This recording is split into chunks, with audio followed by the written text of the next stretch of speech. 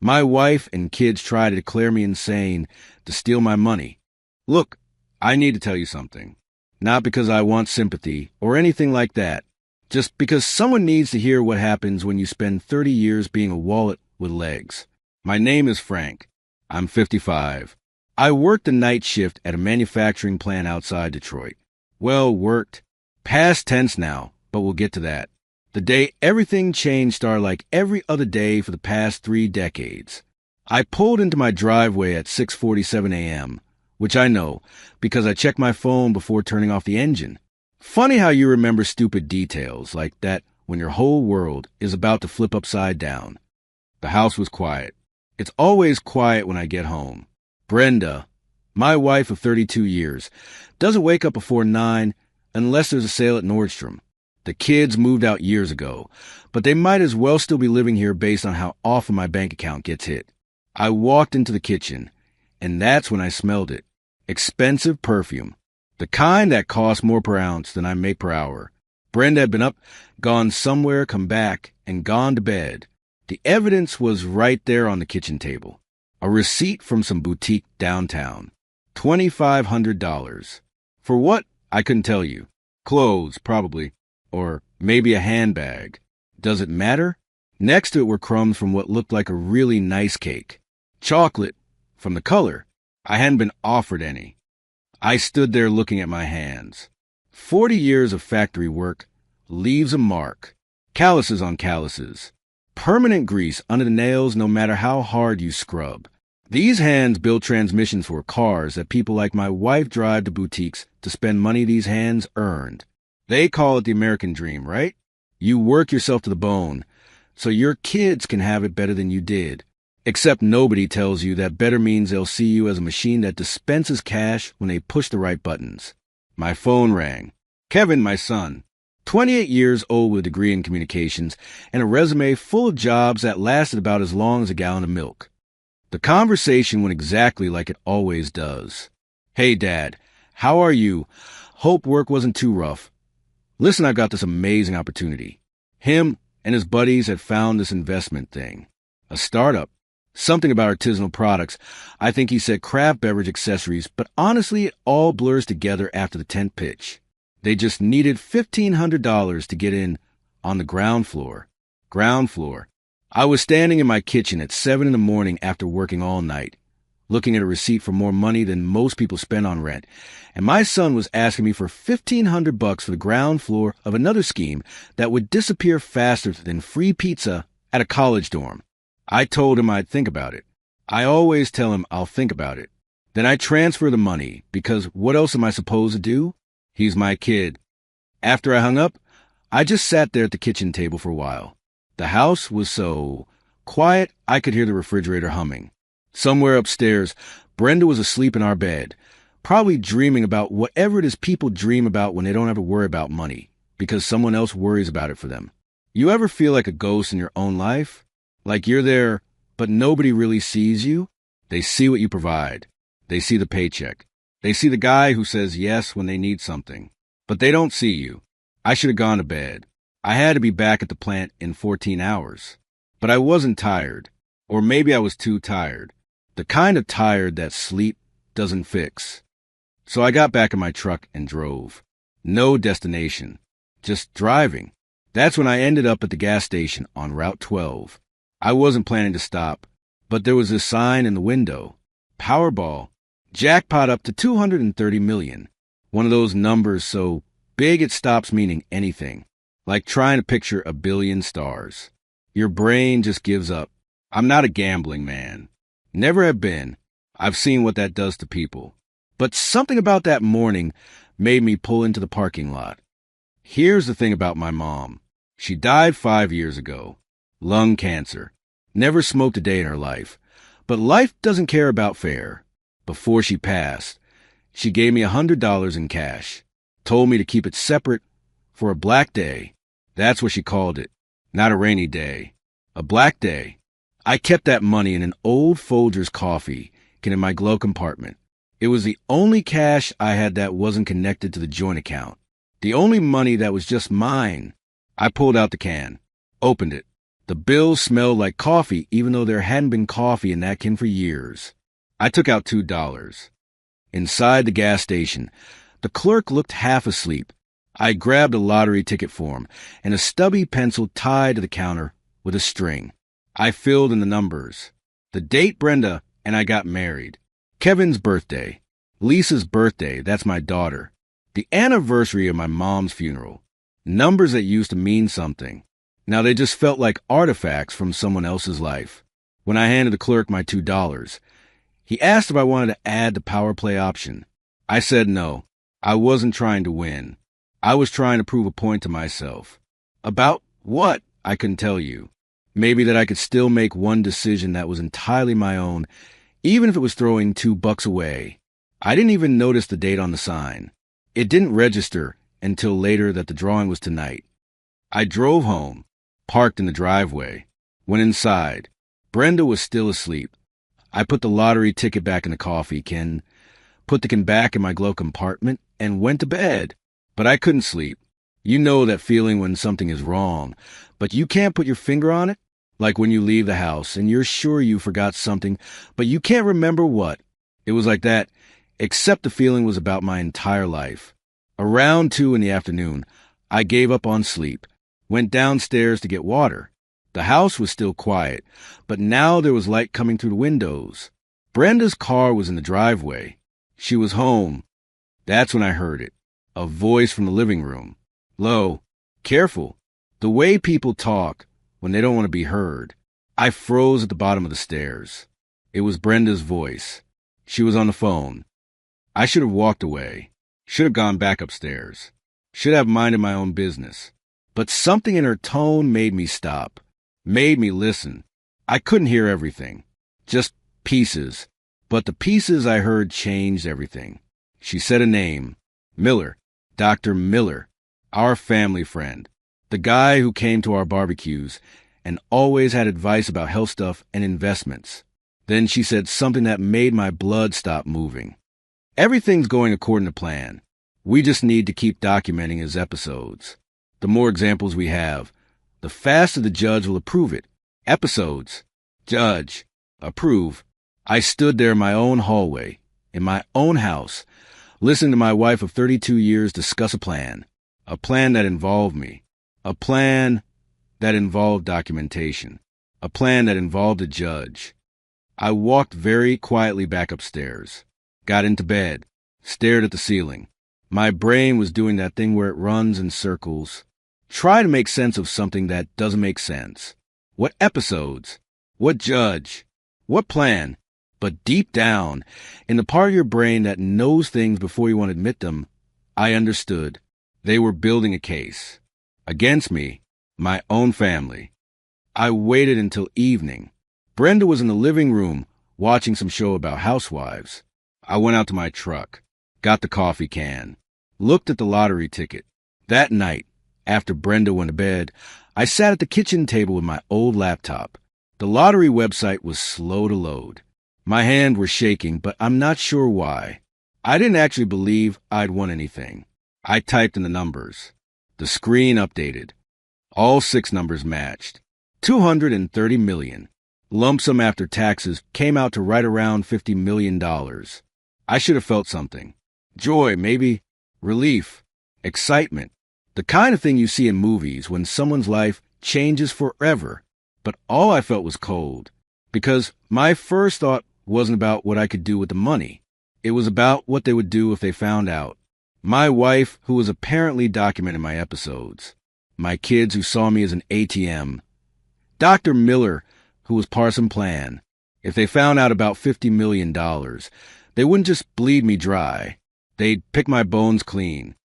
I closed the laptop very carefully. Put the ticket back in the coffee can. Put the can back in my truck. Then I sat there in the dark kitchen, and I started thinking. I thought about that phone call I'd overheard, about the word plan, about episodes, about judges, and I realized something that made my stomach turn. This wasn't new. This wasn't something they'd just decided. The way Brenda said it, so calm, so organized, this had been going on for a while. They'd been watching me, documenting me, building something. The question was what and why. I'm not a stupid man. I might work with my hands, but my brain works just fine. There are legal proceedings where you need to document someone's mental state, where you need a judge's approval. They wanted to take control, to get a judge to declare me mentally unfit, to say I couldn't manage my own affairs. They wanted to lock me out of my own life and take everything. The house, my pension, all of it. And now I had $50 million they didn't know about. $50 million that I bought with money from my dead mother. Money that was legally mine and mine alone, not marital property. I sat there in the dark and something inside me changed. You know how metal changes when you heat it up and hammer it? How it becomes something harder, stronger, different from what it was. That's what happened to me in that moment. The next morning, I did something I'd never done before. I called in sick to work. Then I got in my truck and drove to the city. I'd seen the commercials. Holloway and Partners, the law firm with a shark in a suit standing in front of a courthouse. The tagline was something about fighting for what's yours. I'd always thought those lawyers were scummy, the kind of people who profit off misery. Turns out, sometimes you need a shark. The receptionist looked surprised when I walked in. I probably didn't look like their usual client. Factory uniform, work boots, probably smelled like machine oil. I told her I needed to speak with someone about protecting assets. She made a call. 5 minutes later, I was sitting in a conference room with leather chairs and a view of the city. Arthur Holloway himself walked in, 60-something, expensive suit, eyes that looked like they'd seen everything twice. He sat down and asked me what I needed. I told him about the lottery ticket, about the money from my mom, about the phone call I'd overheard, about my wife talking to Dr. Miller about plans and judges and episodes. He didn't interrupt, didn't ask questions, just listened with those sharp eyes watching my face. When I finished, he was quiet for a moment. Then he smiled, not a happy smile, the smile of a predator who just spotted prey. He told me we had work to do. I left that office 3 hours later with a plan of my own, not the kind of plan they were making against me. The kind of plan that would protect everything I'd earned, everything I'd built, and everything I'd just won. The kind of plan that would show them exactly who they'd been underestimating all these years. I drove home, parked in my usual spot, walked into my house where my wife was watching TV and drinking wine that cost more than my work boots. She asked me how my day was. I told her it was fine, just a regular day. And for the first time in 30 years, I smiled at her. It wasn't the empty smile of a husband, but the patient smile of a strategist looking at a chessboard, because they thought their game was just beginning. But in my mind, it was already over. Arthur Holloway's office became my second home over the next 2 weeks. I'd tell Brenda I picked up extra shifts at the plant. She never questioned it. Why would she? The ATM was just doing what ATMs do. Holloway wasn't what I expected. Most lawyers I'd seen on TV were loud, aggressive, the kind who pound tables and shout objections. Arthur was different, quiet, precise. The kind of quiet that makes you nervous because you know there's a lot happening behind it. He had this way of listening where he'd tilt his head slightly and his eyes would just lock onto yours, like he was reading a book written on your face. First time we really talked, after I'd signed all the paperwork and paid the retainer for my mom's money, he leaned back in his leather chair and studied me. He told me something I'll never forget, said that in his 40 years practicing law, he'd learned one universal truth. The people who underestimate you are the ones who hand you the weapons to destroy them. They get sloppy, overconfident. They stop being careful because they don't think you're smart enough to notice. I told him about the phone call I'd overheard, about Brenda talking to Miller about documenting episodes and getting a judge to agree.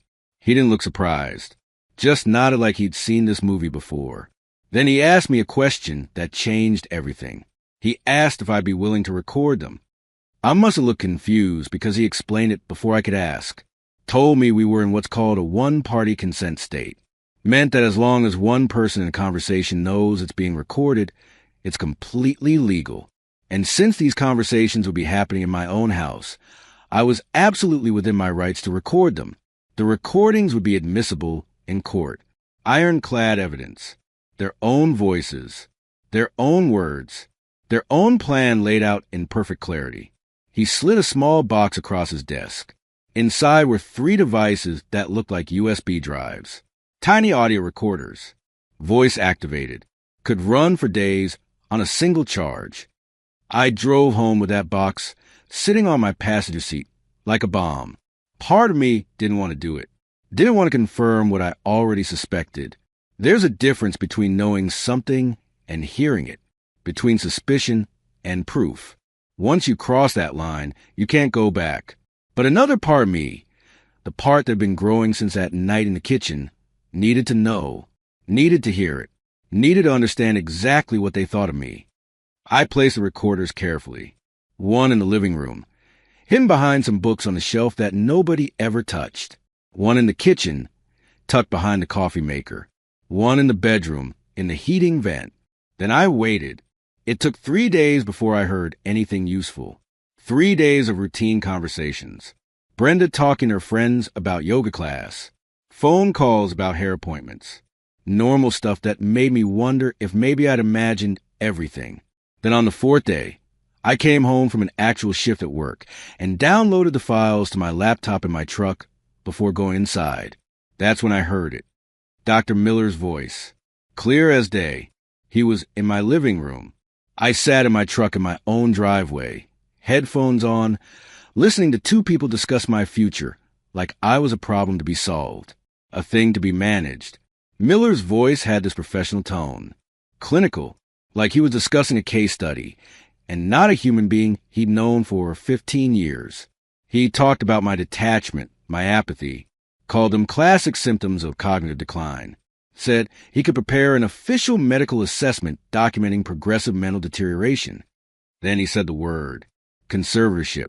He explained it to Brenda like she was a student, told her it was a legal arrangement where the court appoints someone to manage another person's affairs when they're deemed unable to do it themselves.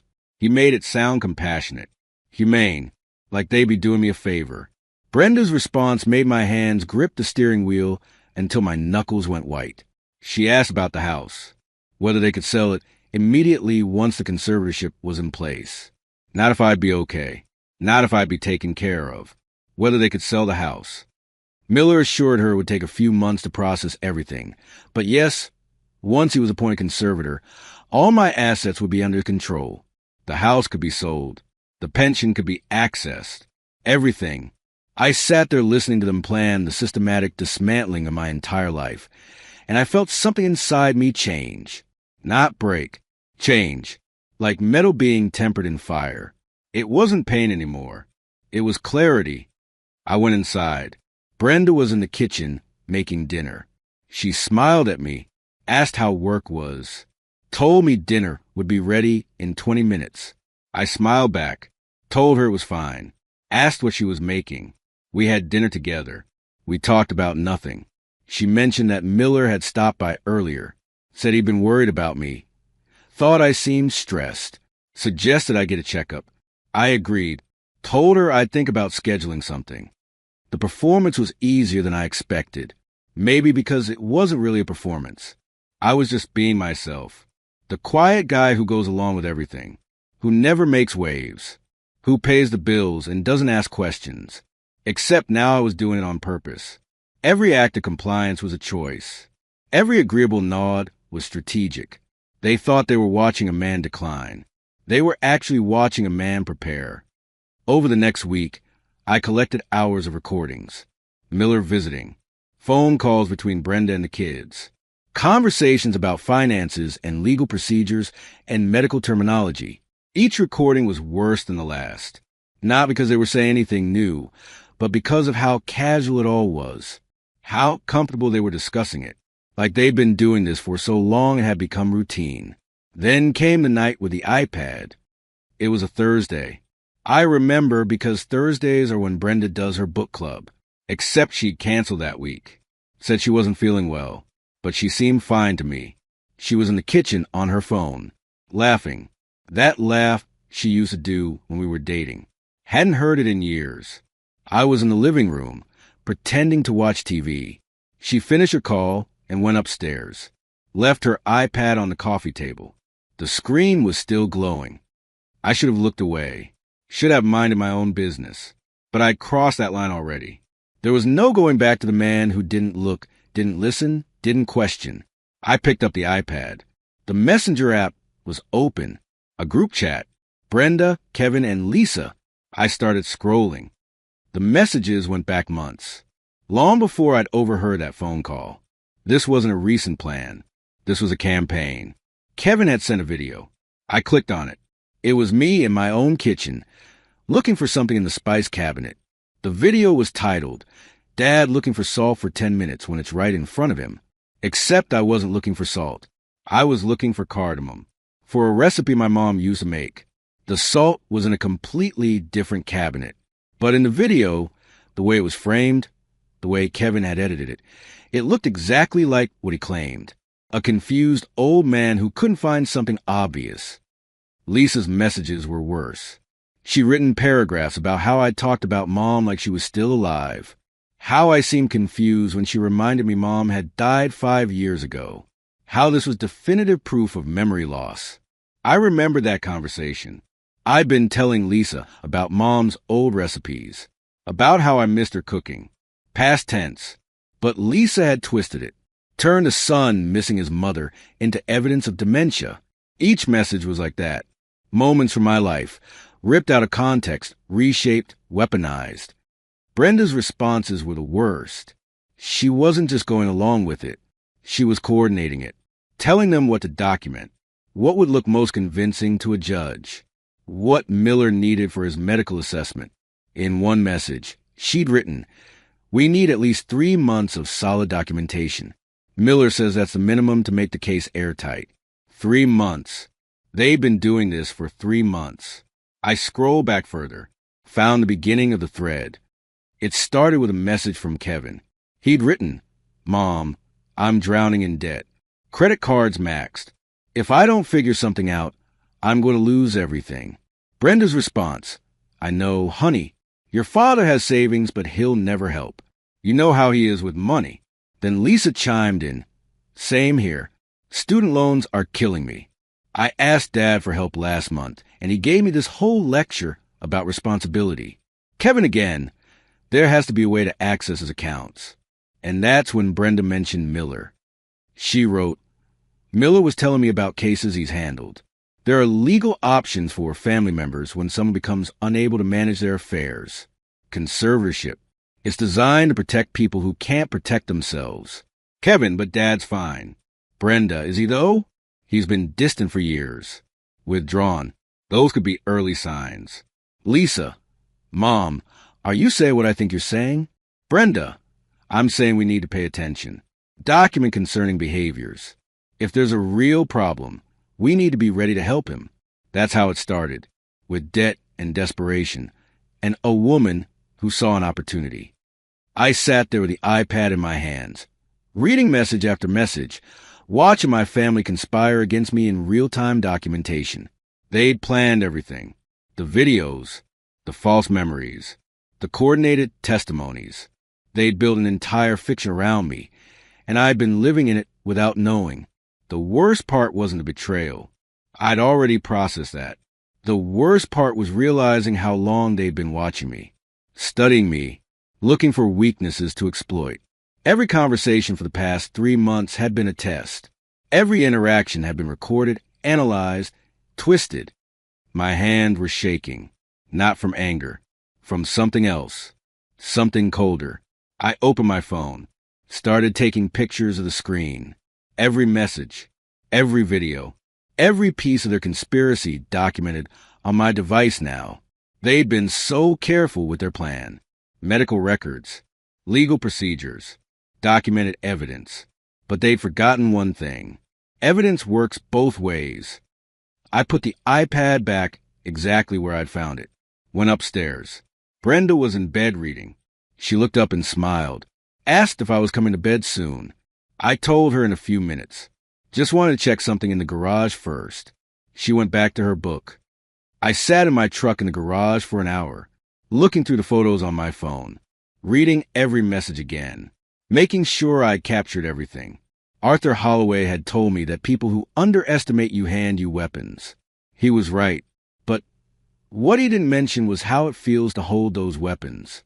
To know that you have the power to destroy people you once loved. It doesn't feel good.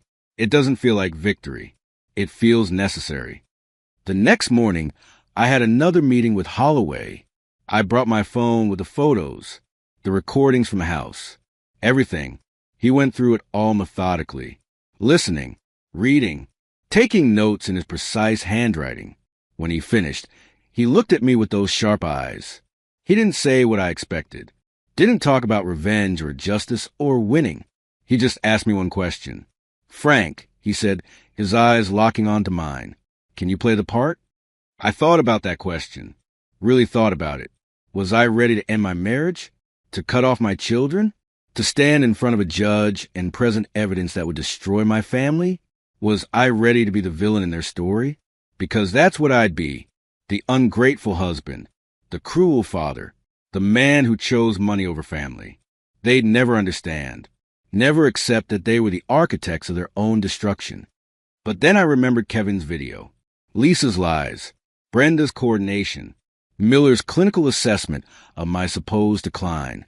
I remembered 30 years of being invisible, of being valued only for what I could provide, of being seen as a function rather than a person. I remember that phone call, that first conversation I'd overheard, the one that started all of this, everything according to plan. I looked at Holloway and nodded. I was ready. He told me the next phase would require patience. We had evidence, but we needed to let them make the first move. Let them file for conservatorship. Let them present their case. Then we present ours. He called it legal judo, using their momentum against them. I called it waiting for them to dig their own graves. I drove home, parked in my usual spot, walked into my house where my wife was planning my destruction, and my children were documenting my supposed decline. I made coffee, sat at the kitchen table, read the newspaper like I did every morning. Brenda came downstairs, kissed my forehead, asked if I'd slept well. I told her I'd slept fine, and I had, better than I had in months. Because for the first time in 30 years, I wasn't confused about where I stood. I knew exactly who they were, what they wanted, what they'd done, and I knew exactly what I was going to do about it. The stage was set. The actors were in place. The audience was watching. The stage was set. The actors knew their lines. They just didn't realize I wasn't in the audience anymore. I was the one directing the show. Playing the part turned out to be easier than I thought. Maybe because I'd been playing parts my whole life. The reliable husband, the hard-working father, the guy who never complained. This was just one more role. Except this time, I knew I was acting. Holloway's office became mission control. We'd meet twice a week, always at different times, always with me using the excuse of overtime or errands. He'd built a whole team around my case. Private investigators, financial analysts, paralegals who looked like they survived on coffee and spite. The day I brought him the flash drive with all the audio recordings and the photos of the iPad messages, I watched his face as he went through everything. Arthur Holloway had been practicing law for 40 years. I'd bet he thought he'd seen it all. But when he finished listening to that recording of Brenda and Miller discussing conservatorship, discussing how they'd sell the house, discussing me like I was already gone, something changed in his expression. He took off his reading glasses, rubbed his eyes, looked at me. Then he said something I'll never forget. He told me they hadn't just given us rope. They braided it themselves, tied it into a noose, greased it up real nice, and stuck their own heads through the loop. Our job, he said, was to politely kick the chair out from under them. I almost laughed. Would have, if the whole situation wasn't so messed up. He laid out the strategy. We let them make their move. Let them file the conservatorship petition. Let them present all their carefully documented evidence. Let them think they were winning. Then we present ours. He called it legal judo, using their own momentum to throw them. I called it letting them dig their own graves deep enough that they couldn't climb out. The hardest part was the waiting and the acting, because I had to become what they thought I was. Confused, forgetful, Distant, just enough to keep them confident, but not so much that it looked fake. It started small. I'd ask Brenda questions I already knew the answers to. Where did we keep the coffee? What day was it? Simple stuff that could be explained away as normal absent-mindedness, but that she'd interpret as evidence. I could see it in her eyes. Every time I played confused, there'd be this little flash. Not concern.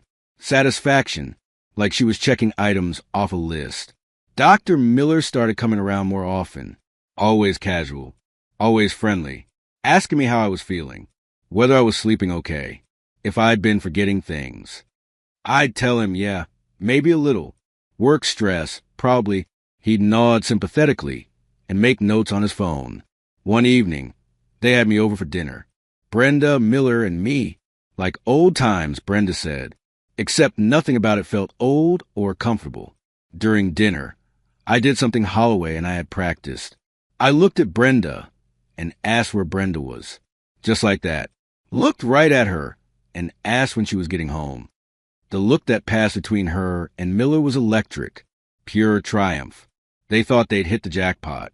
Evidence of cognitive decline, happening right in front of a medical professional. Miller very gently corrected me. Told me Brenda was sitting right there. Asked if I was feeling all right. I played it like confusion, giving way to embarrassment. Apologized. Said I didn't know what came over me. Must be tired. Inside, I was screaming. But outside, I was a perfect patient. Kevin started showing up more too. My son, who couldn't be bothered to visit for months at a time, suddenly became deeply concerned about his father's well-being. He'd come over with his fake worried face and his fake concerned voice. Dad, you seem confused. Dad, maybe you should rest. Dad, have you thought about seeing someone? One night, he really pushed it. Came over and found me in the garage organizing tools. Something I'd done 100 times. But he acted like I was doing something bizarre. He put his hand on my shoulder. Looked at me with these sad eyes. Told me I seemed lost. Said maybe I should come inside and relax. In that moment, I wanted to grab him. Wanted to tell him I knew everything. Knew about the messages. Knew about the videos. Knew what a lying, manipulative piece of work he'd become. But I didn't. I just took a slow breath. Let my shoulders sag. Nodded tiredly. Because every one of their smug looks was another nail in their coffin. Every fake concern was another piece of evidence of their fraud. The show had to go on. While I was playing my part, Holloway's team was building the case. The private investigator came back with hotel receipts. Brenda and Miller had been careful, but not careful enough. Credit card statements showing rooms booked on the same nights. Restaurants. Flowers charged to Miller's personal card and delivered to my house when I was at work. The financial analyst put together a report that made me look like a genius. Turned out that after I won the lottery, I'd taken Holloway's advice and invested the money. Well as investment guy's advice. Conservative portfolio. Mix of index funds and bonds. Nothing flashy. But it was performing well. 8% returns in just a few months. The report made it very clear that someone mentally incompetent doesn't build an investment strategy like that. The legal team prepared 3 separate filings. Divorce petition, fraud lawsuit, and the big one, a formal complaint to the state medical board about Miller's conduct. Every piece was designed to hit at the same time. Overwhelming force. No chance to recover. We waited for them to make their move. It came on a Tuesday morning. I was getting ready for work when there was a knock at the door. Process server. Very polite. Handed me an envelope. Petition for conservatorship. Filed by Brenda Smith. Supported by medical evaluation from Dr. Robert Miller. With character statements from Kevin Smith and Lisa Chun. My own family. Lined up to declare me incompetent. I stood there in my doorway, reading the petition. It was thorough, detailed. Listed dozens of incidents of confusion, memory loss, and impaired judgment. Half of them were exaggerated. The other half were completely made up. But on paper, it looked damning. Brenda came to the door. She'd obviously been waiting for this moment. Put her hand on my arm. Told me not to worry. Said this was for my own good. That she'd take care of everything. The concern in her voice was perfect. Academy Award level performance. I looked at the papers. Looked at her. And for the first time in this whole mess, I smiled. Not a big smile, just a small one. The kind of smile you give when you know something nobody else knows. She noticed, asked what was funny. I told her nothing, just remembering something my mother used to say. She asked what. I told her Mom always said that chickens come home to roost. Eventually, everything comes back around. Brenda laughed, patted my arm, said Mom was a wise woman. She had no idea. The court date was set for 3 weeks out. 3 weeks for them to prepare their case. 3 weeks for me to keep playing the part. 3 weeks for Holloway's team to put the finishing touches on our presentation. Those 3 weeks were the longest of my life. Not because I was nervous, because I had to maintain the act, had to keep pretending, had to watch them celebrate what they thought was their victory. Brenda started making plans, talked about selling the house, moving somewhere smaller, more manageable, she said, for both of us, she said. Miller came by to discuss care options, assisted living facilities, places where I'd be comfortable and well cared for. They were already spending my money in their heads, already planning their new life. Kevin and Lisa came over for a family dinner. First time we'd all been together in months. They were so sweet, so supportive, so concerned about poor Dad. Lisa held my hand across the table, told me everything would be okay, that they'd make sure I was taken care of. I squeezed her hand back, told her I knew she would, because I did know. I knew exactly what they'd do, what they'd planned, what they thought they were going to get away with. The night before the hearing, I couldn't sleep, not from worry, from anticipation. Tomorrow, the mask would come off. Tomorrow, the truth would come out. Tomorrow, they'd learn what happens when you underestimate someone for 30 years. I got up around 3 a.m, made coffee, sat at the kitchen table in the dark. Brenda came down. Asked if I was okay, if I was nervous about tomorrow. I told her I was fine, ready to get it over with. She hugged me, told me she loved me, that this was all for the best. I hugged her back, didn't say anything, because there was nothing left to say. Not to her. Not yet. The courtroom was exactly like you see on TV, with paneling, high ceilings, that particular smell of old paper and furniture polish. The judge's bench up front like an altar. We sat on opposite sides. Me with Holloway, Brenda with her lawyer, a guy named Morrison who looked like he advertised on bus benches. Kevin and Lisa sat behind Brenda. Miller was there too, in a suit, looking professional and concerned. The bailiff called the court to order. Judge Martinez took the bench. She was in her 60s, with gray hair and sharp eyes that didn't miss anything. Morrison stood up first. Started painting his picture. Loving wife heartbroken by her husband's decline. Dedicated children worried about their father. Respected physician documenting clear signs of progressive dementia. He called Brenda to the stand. She was good, really good. Her voice broke in all the right places. She talked about how she'd watched me change over the past months. How I'd become distant, confused. How she'd find me staring at nothing. How I'd forget conversations we just had. She cried when she talked about how hard it was to watch the man she loved slip away. If I hadn't known the truth, I might have believed her myself. Morrison called the kids next. Kevin told a story about finding me in the garage, confused and lost. Lisa talked about the conversation where I'd supposedly forgotten Mom was dead. They were convincing, rehearsed, every word designed to paint the picture of a man losing his grip on reality. Then Miller took the stand. He went through his medical evaluation, used a lot of technical terms. Cognitive deterioration, executive function impairment, diminished capacity. He recommended immediate conservatorship for my own safety and well-being. Morrison rested his case, looked pretty satisfied with himself. Judge Martinez turned to Holloway, asked if he wanted to cross-examine any witnesses. Holloway stood up slowly. He had this way of moving that made you pay attention. Nothing rushed, everything deliberate. He said he had a few questions. But first, he had some information the court might find relevant. He started with the lottery ticket. Told the judge that during the exact time period when I was supposedly becoming incompetent, I'd won $50 million in Powerball. Morrison jumped up, objected, said it was marital property, said there was no proof of where the money came from. Holloway didn't even look at him, just pulled out a certified copy of my mother's will, explained about the inheritance. The $100 kept separate. My sister was in the courtroom, ready to testify if needed. Morrison sat down. His face had gone from confident to worried. Holloway continued, talked about the investment portfolio, how I'd taken that $50 million and built a sophisticated financial strategy, how it was returning 8% in a few months. He looked at the judge and said if this was what incompetence looked like, he'd like me to manage his retirement fund. A few people in the courtroom laughed. Judge Martinez didn't, but I saw the corner of her mouth twitch.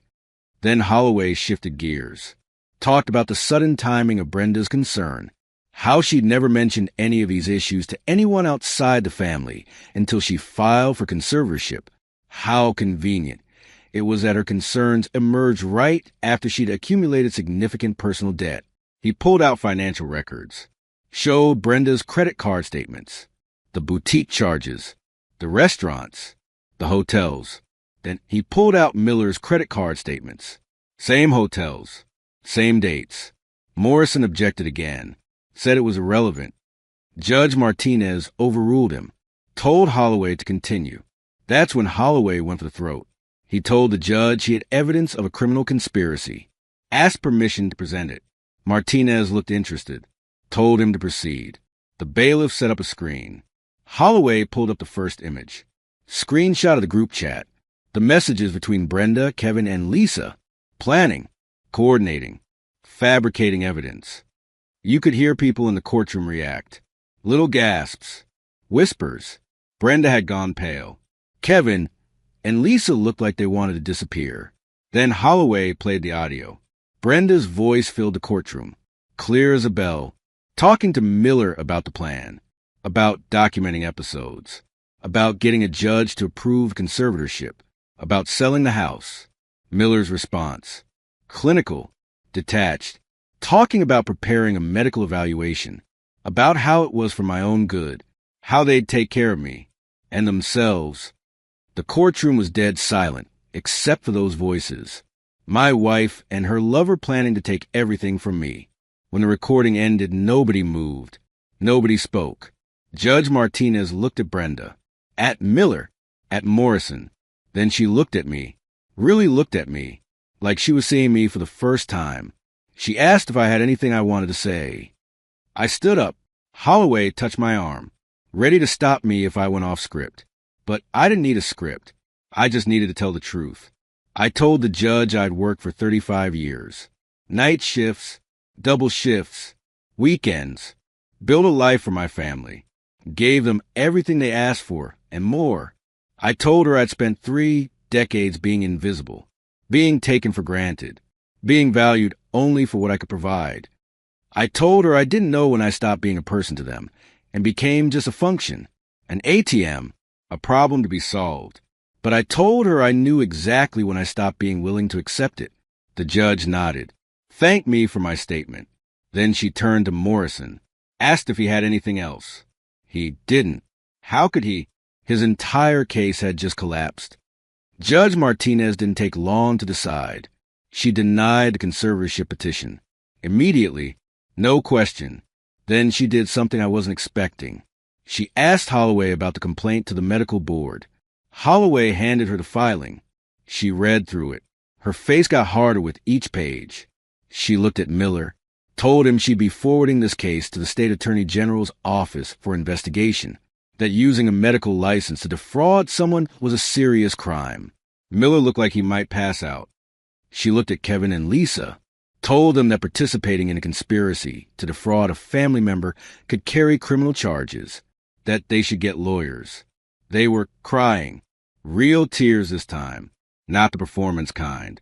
Then she looked at Brenda, told her the court would be granting an immediate emergency divorce on grounds of fraud and adultery, that she had 30 days to vacate the marital home. Brenda tried to speak.